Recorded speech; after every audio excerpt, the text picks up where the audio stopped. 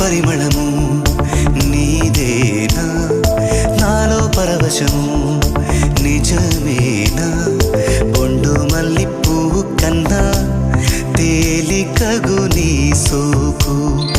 రెండు కళ్ళు మూసుకున్నా లాగు మరి నీ వైపు సొగసును చూసి పాడగాయలా కనులకు మాట రాదుగా అలా వింతల్లోనూ కొత్త వింత నువ్వేనా ఆ అందం అంటే అచ్చంగాను నువ్వే ఏ చిలిపి కళ్ళ